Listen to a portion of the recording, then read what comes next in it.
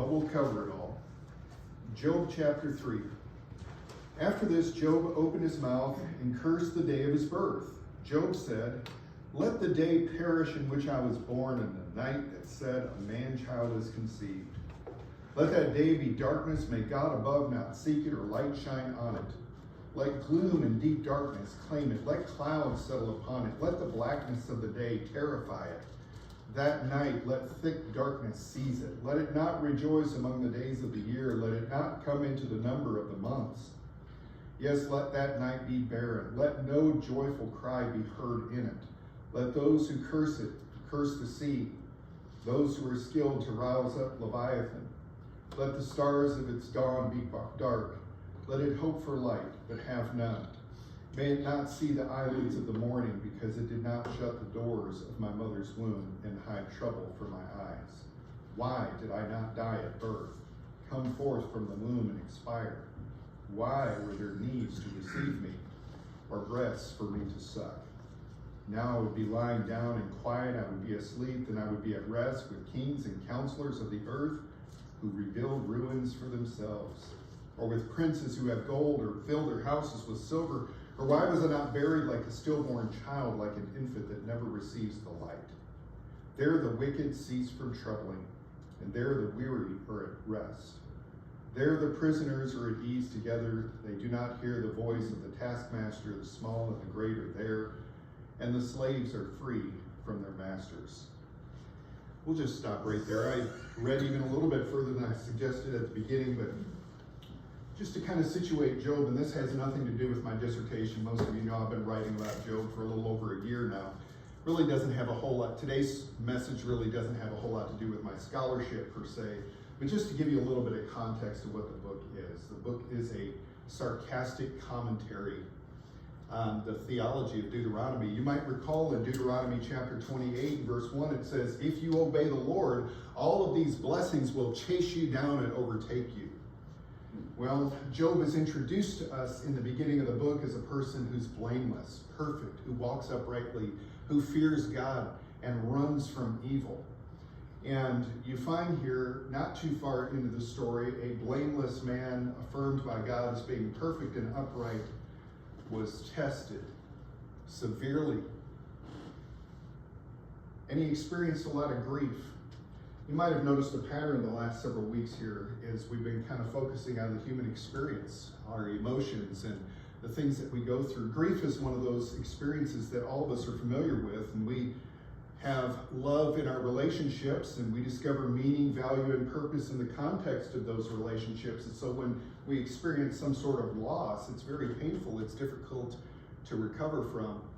A lot of people experience grief most of the time in relationship to a loss of a loved one.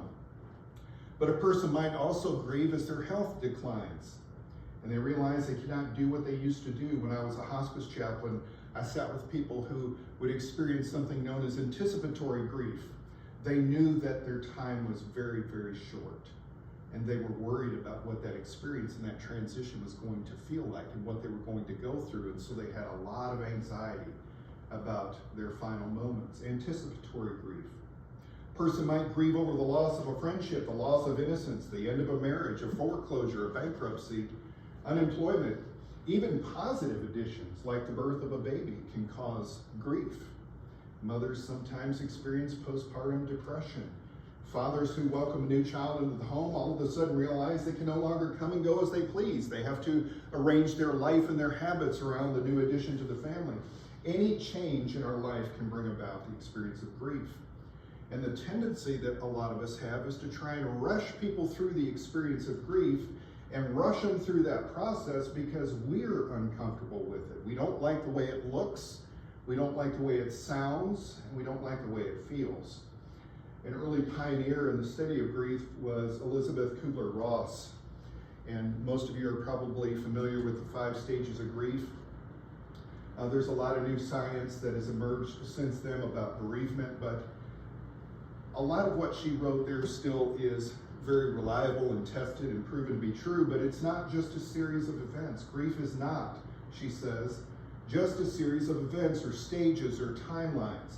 She says our society places enormous pressure on us to get over a loss and to get through grief, but how long do you grieve for a husband of 50 years?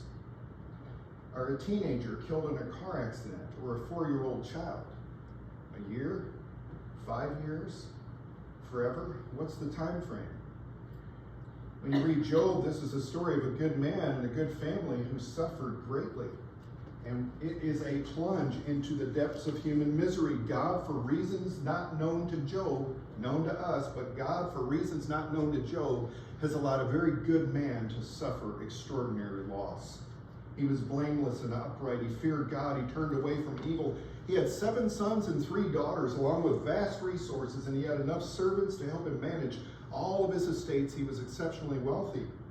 And he also seemed to have a very particular sensitivity to sin. He had a very sensitive conscience. In Job chapter 1 and verse number 5, we read of him offering sacrifices and consecrating his children to the Lord, just in case they cursed God in their hearts.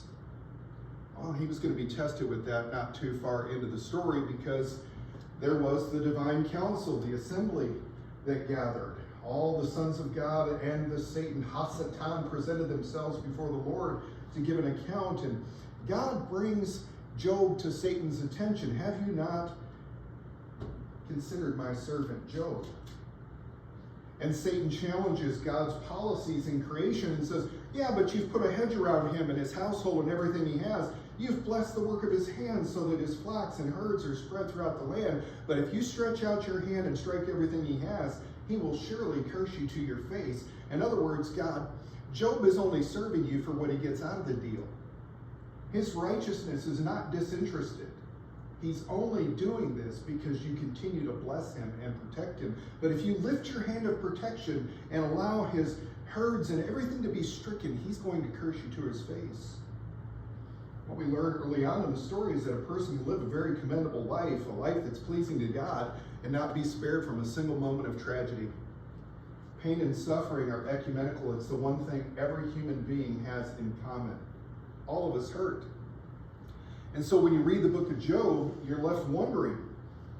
You're left with a lot more questions than answers. The reasons for human suffering and loss are kept from human understanding. God has allowed a good man and a good family to suffer at the hands of another. And we know from reading the story that this tragedy was divinely permitted. God allowed it to happen. What happened to that whole bit of, if you obey, all of these blessings are going to chase you down and overtake you? That's the theology that Job is protesting. That's what this book is about. It is a protest to the Deuteronomistic tradition. He's protesting that. No sooner than we're introduced to his character in chapter 1, verse 6 and 12, and his commitment to God, we read about the loss of his children. 10 of them. Chapter 1, verse 13 through 22, and then his health. His health is attacked in chapter 2 and verse 1 through 10. Satan believes that Job's faith in God is just a ploy. Job is only serving God because the Lord has blessed him. That if Job would sacrifice anything to preserve his health, he was permitted, Satan was permitted to afflict Job with boils. From the soles of his feet to the crown of his head, he suffered the loss of his family, his property, his income, and now his health. And the consensus of scholarship believes that this particular skin disease that he was afflicted with was leprosy. The same type of painful ulcers that appeared on the body of Lazarus in Luke chapter 16, verse 20 and 21.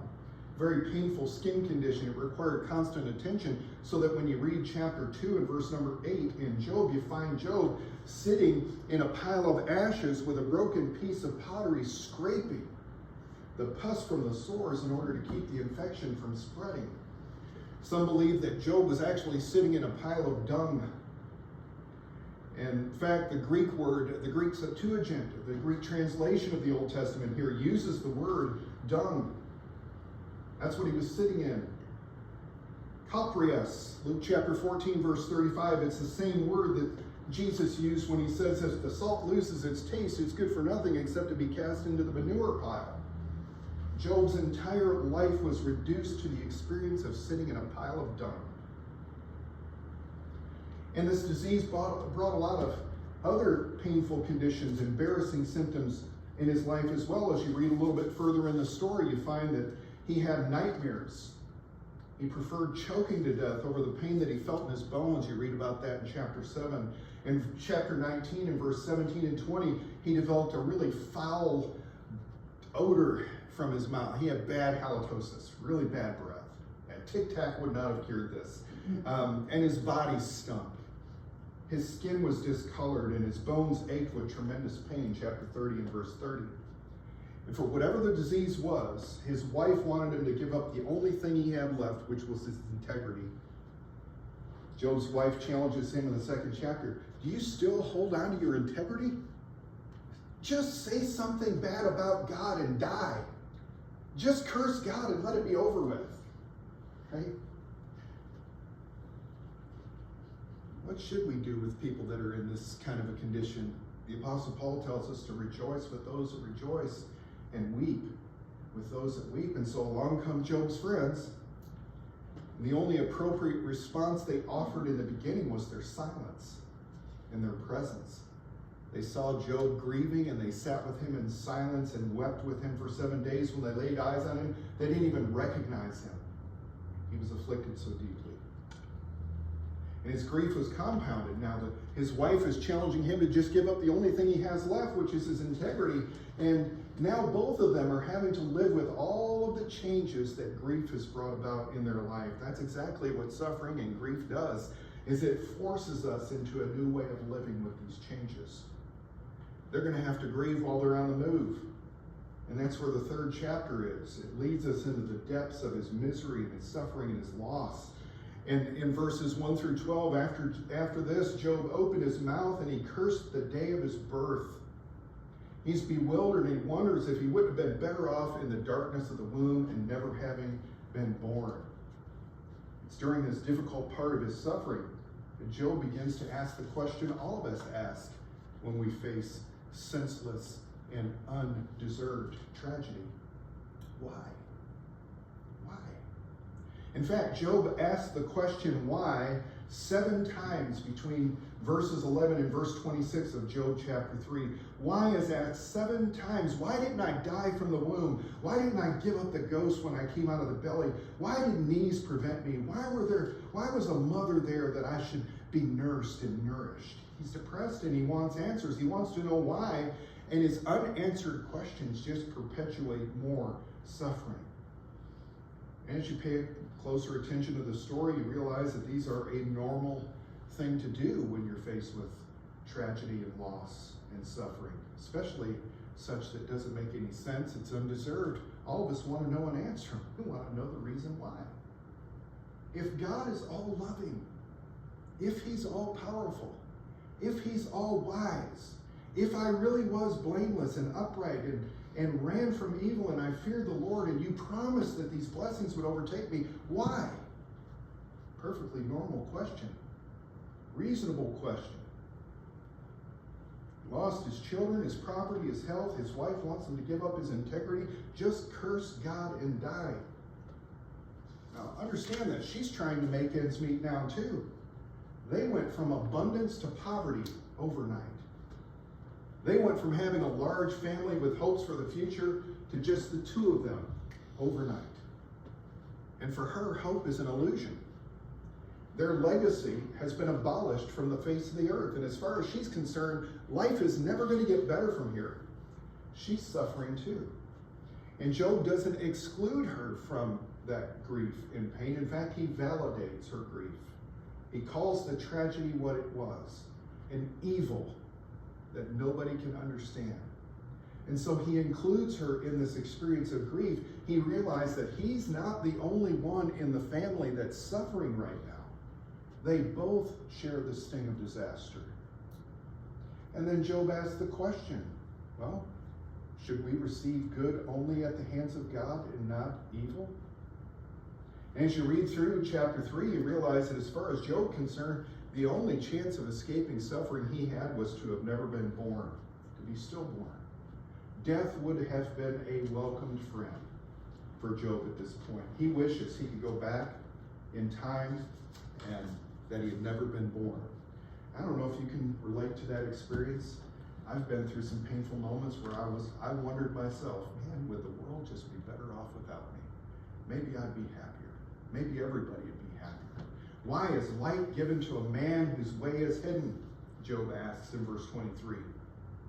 Clear path of his life is hidden. Job had his life and his future all mapped out. He could envision his future with his kids.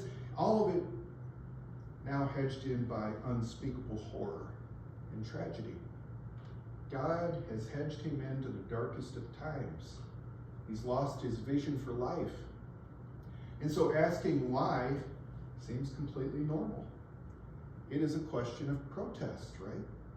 None of us here would ever ask why if we believed that all of these unplanned, undeserved, unmerited events that bring about suffering and tragedy were beyond God's power to have prevented or do something about. We wouldn't even ask the question if we believed God was incapable of doing something about it. Asking why is actually, in a roundabout way, a pretty solid affirmation that, hey, we do believe that you are all powerful and you're all wise and you're all loving, and so this makes no sense here. Right? You tracking with me? It's a perfectly reasonable question, but it's also an affirmation of what he believes about God. None of us here would ask why if we didn't believe in our hearts that God is able to prevent this. He could have stopped it. As it turns out, Job doesn't realize it, but God permitted all of it to happen, which makes us wonder.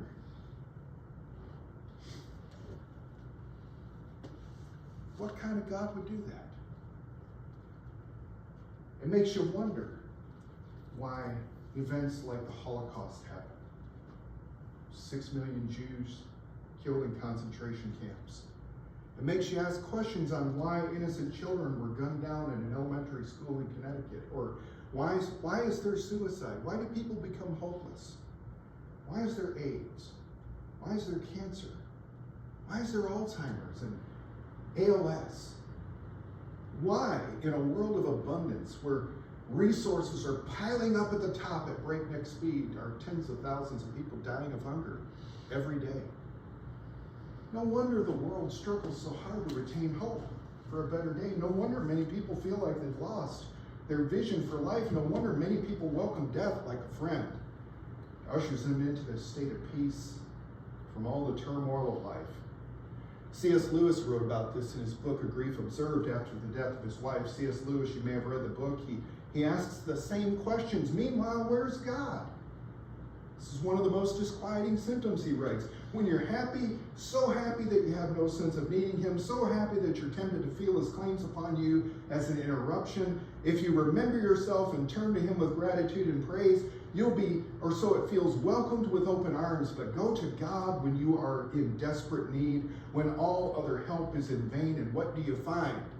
A door slammed in your face and the sound of bolting and double bolting on the inside. And I want to suggest to you something else here. Maybe God is silent in answering the question why, because if we had the explanation, we would not be satisfied with it. We assume that we're going to be satisfied with an answer to that question, and that it's going to be appropriate and it's going to make sense to us. And the other thing is, once God offers us an answer for why, it kind of justifies the event, doesn't it? An explanation justifies the event. All of a sudden it makes sense. We've got it explained now. God has given us an answer. This is why this happened. And so it makes sense, and now there's no need to protest. This is just the way things are. I think God remaining silent is an act of love. It's God saying, I'm not going to validate this senseless tragedy. I'm not going to invalidate your experience of grief by minimizing it with some trite explanation. It's not going to make you happy anyways. It's not going to bring you the peace that you think it will. But when you have that explanation, when you have that answer, all of a sudden, well, now it's time to move on and forget about it, right? Grief is evidence that we loved. That love was there. We can either say that the answer to the question why, we can either say the question why deserves an answer, or we can ask a different question. Like, what now? We can learn to be satisfied with God's loving silence as a way of validating our pain. As a way of God saying, I'm not going to justify the death of your children. I'm not going to justify the death of your wife. I'm not going to justify how quickly your hopes for the future came crashing down. I'm not going to justify death as being a better option in life, the life that I intended for you to have. I'm not going to justify abuse and neglect and hunger and poverty. I think silence in the presence of grief and sadness is exactly what we need. In fact, Job's friends for 24 chapters of the book argued about finding a reason, searching for wisdom that would have helped them make sense out of all of this experience of suffering and pain. And in the middle of that debate and defense cycle around chapter 13 verse number 5, Job says, oh, I wish you would just be quiet. I wish you would just shut up and let that be your wisdom. You know what Job wanted? Job wanted the silence his friends offered in the beginning. Never underestimate the power of just being present and not saying a word when you're with somebody that's suffering and grieving. Everybody felt compelled to justify the tragedy except for God. Everybody else felt like they had to say something in order to make sense out of it, except for God. And so when God finally speaks in chapter 38, he just asks Job a bunch of questions himself. Well, Job, you had a bunch of questions in chapter 3, now it's my turn. Where were you when I laid the foundations of the earth? When I gave the wind its weight? When I determined the boundaries of the ocean? Where were you, Job? Asks him a whole bunch of questions for which he cannot give an answer. And in the end of the book, after God reveals his own providence and wisdom and power in creation, Job says, oh, I heard about you, but now I see you. And he humbles himself. And he arranges his life back into submission to God. That's the human responsibility. God is not an absentee slumlord. He's not an absentee landlord. He's not left us to fend for ourselves in this dark place. But if we can learn anything here today, is that there are no safeguards in life from unexpected loss and tragedy. You're going to go through dark times, and you're going to tend to believe that you're the only one there. But you have to remember you're not the only person suffering. Other people are suffering too. And your sadness is appropriate, and so there's no rush for you to get through it and get over it in a hurry. Also understand that your questions are normal, and God can handle them. In fact, God said nothing about Job's questions, really. He said, who are these people that darken counsel by their ignorance, spouting off all kinds of things about me that they don't know? Job had to pray for his friends. Hope is not an illusion, and death is not better than life. And silence and presence is such a validating gift that you can offer to people when they're going through their experience of grief. Much better than giving them an answer that justifies their loss.